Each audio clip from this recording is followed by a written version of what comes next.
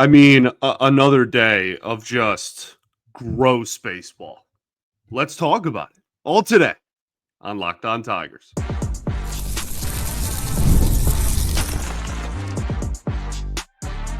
You are Locked On Tigers, your daily Detroit Tigers podcast. Part of the Locked On Podcast Network, your team every day. What is up, everybody? Welcome back to another edition of Locked On Tigers. I'm, of course, your host, Scott Bentley. Today is Thursday, August 7th, 2025. Thank you so much for making Locked On Tigers your first listen every single day. We are free and available wherever you get your podcasts, including YouTube, part of the Locked On Podcast Network, your team every single day. Unfortunately, even on days when the Tigers are losing a lot and playing pretty ugly baseball at that. Tigers lose 9-4 at the hands of the division rival Minnesota Twins. They fall to 66-50 on the season. Minnesota improves to 54-60. Did I say 66-50, 54-60? I feel like I might have switched those up. If I didn't, then I'm just losing it, which is fine. The Detroit Tigers have won one single series since the All-Star break. One. That was Arizona, obviously. They have literally won one singular series since the break. Texas lost, Pittsburgh swept, Toronto lost 3 of 4, Arizona, you swept, that's good, Philly dropped 2 of 3, Minnesota dropped 2 of 3. That's brutal. The lead in the American League Central is now down to just 6 games. At one point, it was 10. Might have been more than 10 at one point.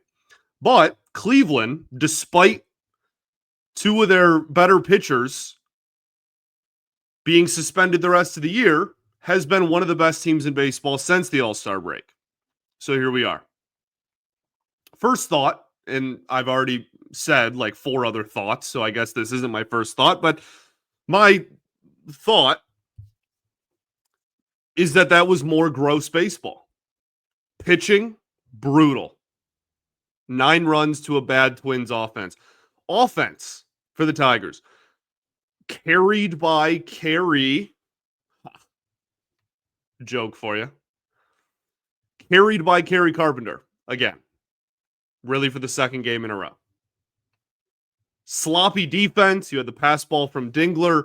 That is a series loss at home to a division opponent that sold their entire team at the deadline and threw out a bunch of minor leaguers with ERAs over 5 on the mound the whole series. And the Tigers were losing in all 3 of these games. They only came back in 1. Actually, that's not even true. This is probably worse. They actually did come back. They were losing, did come back, not only to tie it, but to take a lead on Wednesday and still lost by 5. That is brutal baseball against a team that is not going to be very good the rest of the season. So, what went wrong? I want to start with the pitching because I think that the pitching is more of a macro problem than, I don't know. I feel like we've talked about it a lot on this show, but I feel like everyone has varying opinions of it, which is beautiful. That's the cool part about this, right? That's fine.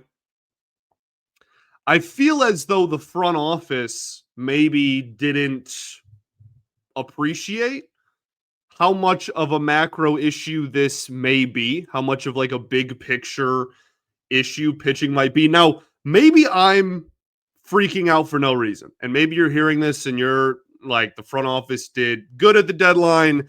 You are way overreacting to one bad series. the pitching is going to find its legs again. Okay, sure. Let's just go over the names. We'll get to Flaherty's performance specifically here in a second. It was not very good. Let's just get to go through the list of names in the rotation. You have Tarek Skubal, best pitcher in baseball.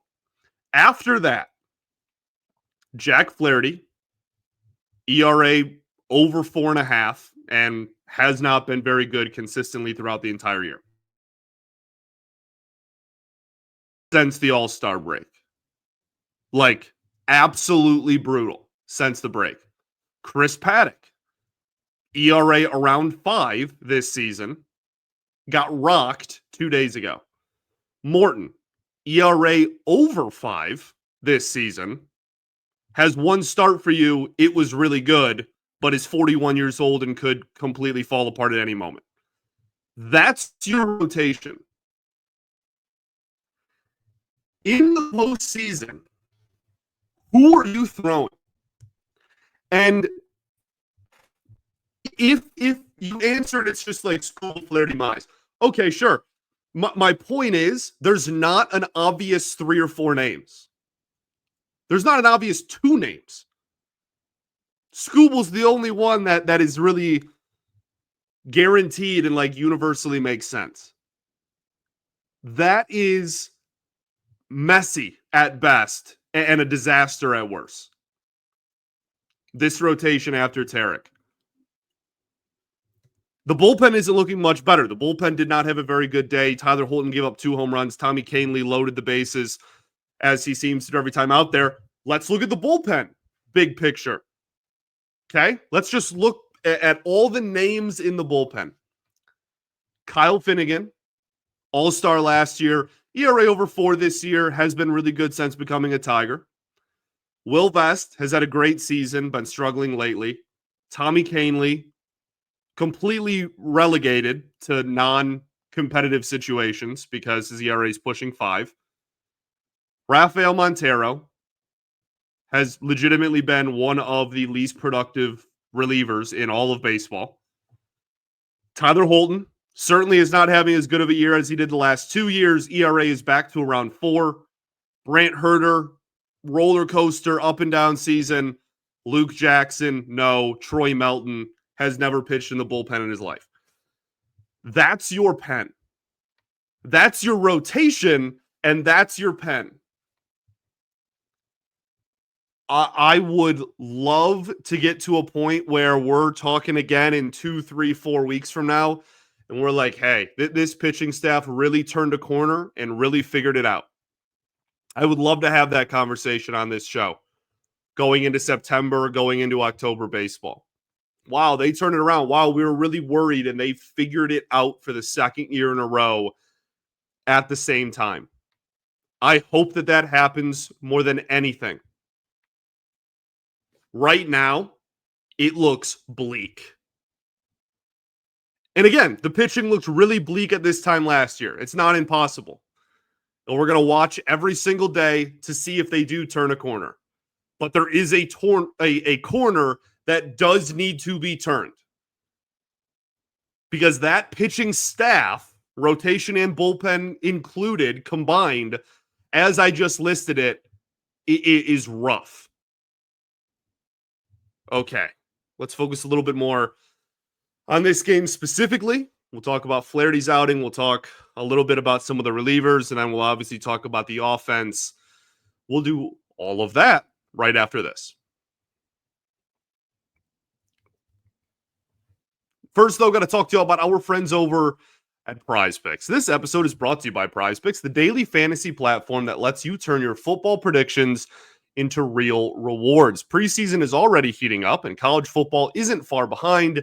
It's the perfect time to lock in your season-long, more or less picks for the 2025 football season, all before Week 1 kicks off. Whether you're eyeing a big-name quarterback or breakout running backs, Prize Picks makes it easy to get in on the game. There's already a few season-long picks that I've had my eyes on. Josh Allen for more than 27.5 touchdowns. I feel like it's a solid shot. But again, there's running backs, there's wide receivers. So download the PrizePicks app today and use code LOCKEDONMLB to get $50 in lineups after you play your first $5 lineup. That's code LOCKEDONMLB to get $50 in lineups after your first $5 play. PrizePicks, run your game. All right, everybody, welcome back here. Segment 2, Locked On Tigers. Appreciate y'all for tuning in, as always, making us your first listen every single day. Shout out to the everydayers that do tune in every day. We will be back tomorrow with an off-day episode. We'll preview the weekend and talk some more big picture stuff. Today, though, we discuss this 9-4 loss to the Minnesota Twins. Jack Flaherty goes 4 2/3, 8 hits, 6 runs, 5 of them earned, 1 walk, 3 strikeouts, and obviously the big home run against. His ERA is now 4.56 on the season. The remarkable part about this outing to me was the slider. And for all of the negative reasons, that was genuinely one of the least effective single pitch performances I've ever seen.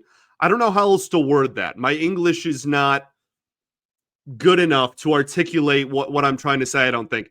The Jack Flaherty slider on Wednesday, August 6th against the Minnesota Twins quite literally did nothing the entire game. It was completely ineffective. He did not have a single swing and miss on it. And I think he only had 1 strike on it, period. It was useless by every definition of the word. So that's obviously not great. He went away from it, realizing that it was of no use to him. And mostly, in the second half of the outing especially, it was just fastball, curveball. Both of those had brutal command. So, he leaves with a final line that looks like that. And I think that it is really fair to be worried about the pitching staff going forward. That's why we wanted more at the deadline, but it's also just something that comes with the territory of pitching staffs across baseball. Olsen, Job, you have these injuries. Everybody deals with pitching injuries. And you didn't really add too much high-end talent to it. So we'll see. We'll see. Like I said, I'm hoping that Flaherty can continue to make adjustments. We hope Mize can look much more like he did in the first half than he has so far in the second half. And obviously, Paddock and Morton, we're kind of just hoping to limp to the finish line here and get 8 or 9 solid starts out of them before the offseason. The bullpen, as I mentioned in segment 1, not looking too much better. Holton, 1 inning, 2 home runs, no strikeouts. His ERA now back up to 3.97. Something that I don't think notice is the right word. That makes it sound like I found something that, like discovered something that nobody else has. This is widely known and very easy to confirm yourself, but the cutter this year has just not even been relatively close to the same pitch as it was the last 2 years. When this guy was a reliever getting MVP votes, everything was built around the cutter. And it wasn't like he was throwing it 60% of the time, but he had a whole starter's arsenal out of the pen, and he didn't throw anything straight. Even his fastball was either the sinker or the cutter, and the cutter this year has just been not effective, and it got absolutely smacked around in this ballgame. Tommy Kahnle, 2/3 of an inning pitched and loaded the bases. He has been completely relegated to low leverage, like I said earlier. He just entered this game. It was 8-4. That is a guy that before the All-Star break, not too long ago, okay? The All-Star break was 3 weeks ago. It wasn't too long ago where Tommy Kahnle was a legitimate high leverage option for your bullpen. The trade deadline came and went. You added 1 legitimate reinforcement to the bullpen at the deadline for a bullpen that has an ERA over 5 since June 1st. And now one of the guys that was a high leverage reliever has been pitching so poorly the last month that he's no longer pitching in those situations. So you kind of lose a high leverage reliever, even though he's still on the team and pitching and healthy. Okay, enough about the pitching.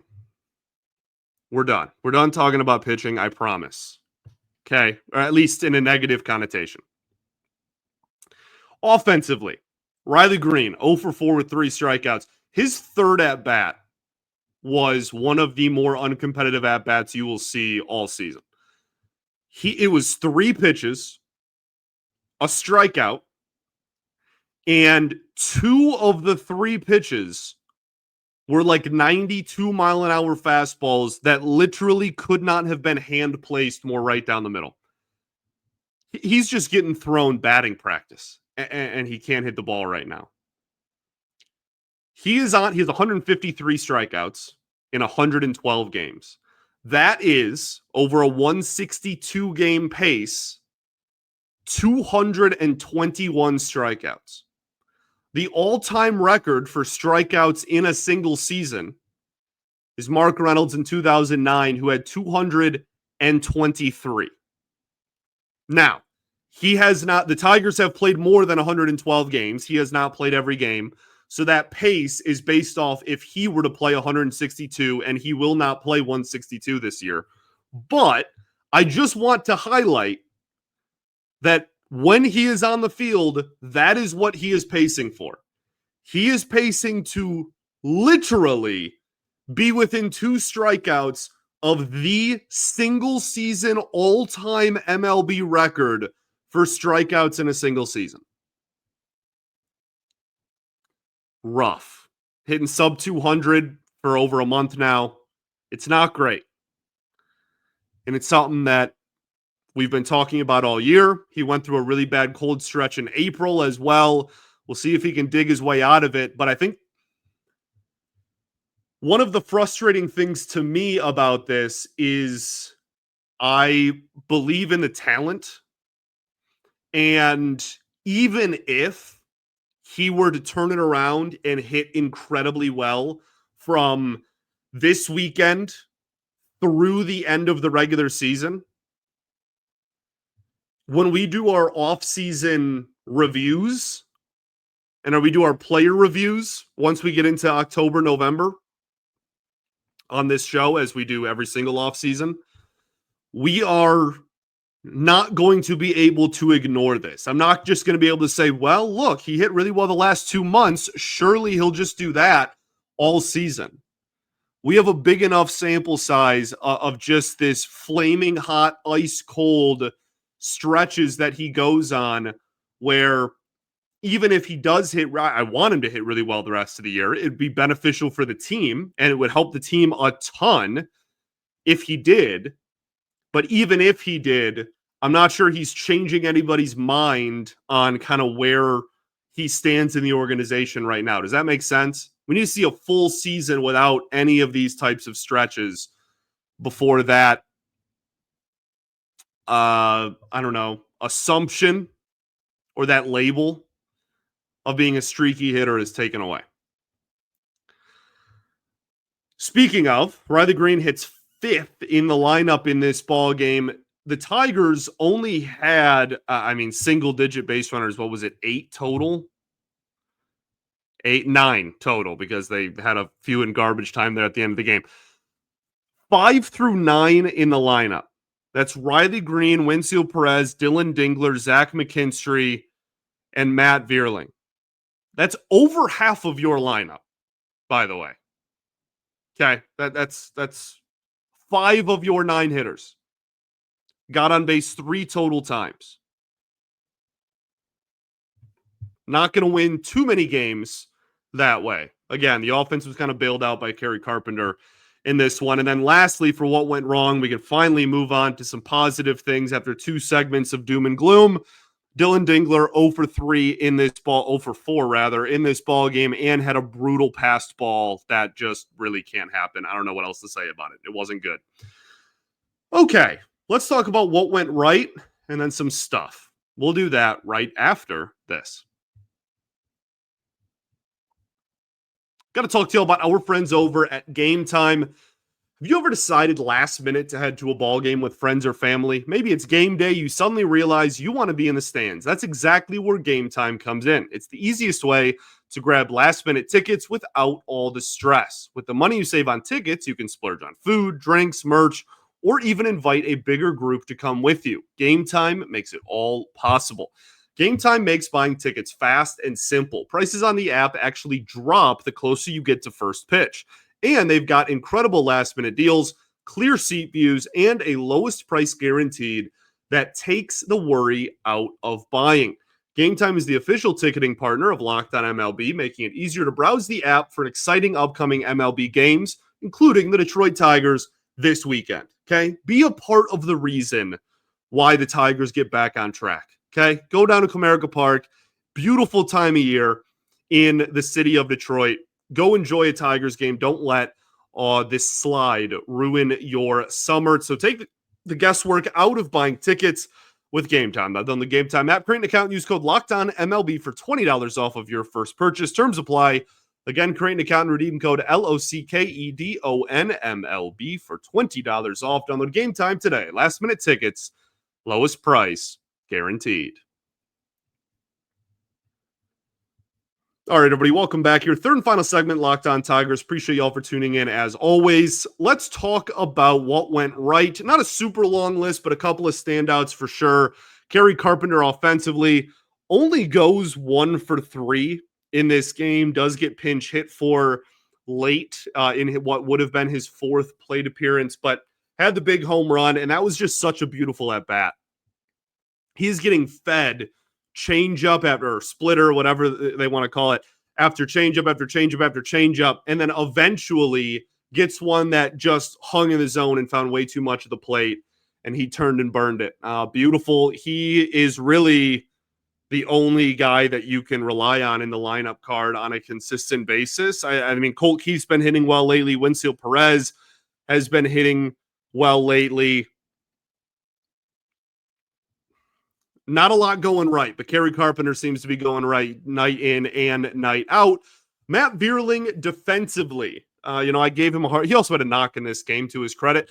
I gave him a really hard time on yesterday's show about Game 2's defense, and he made 2 really brutal plays. In this one, he made 2 really good plays in the same inning and was much better in center field yet again. And I think that he deserves credit there.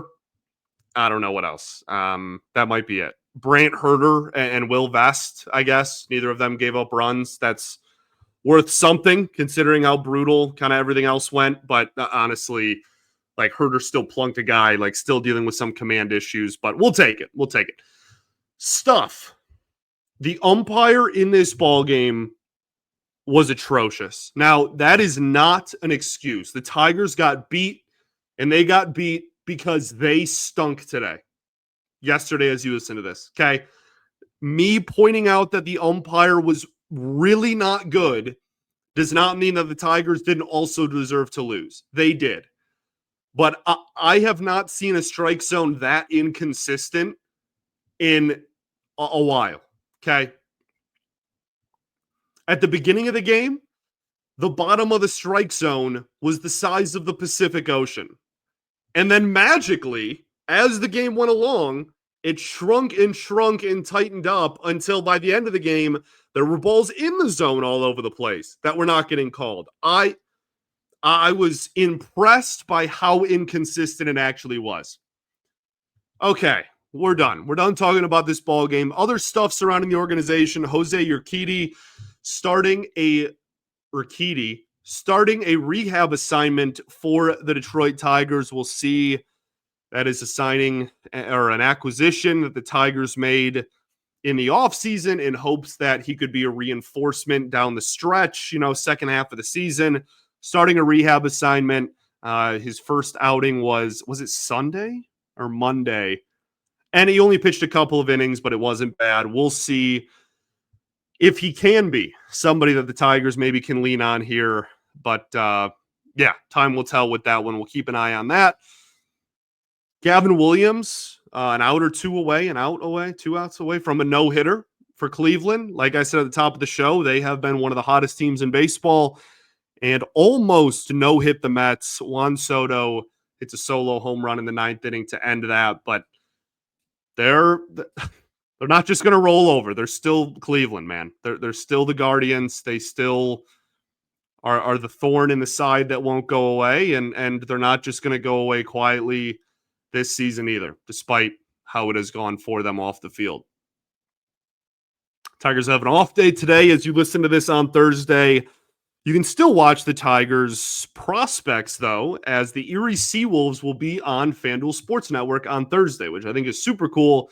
And I hope that they do more often, because I think that that is a really cool way to kind of get the fan base prepared and give them accessibility to some of these top prospects that we're all really excited about. So that'll be cool.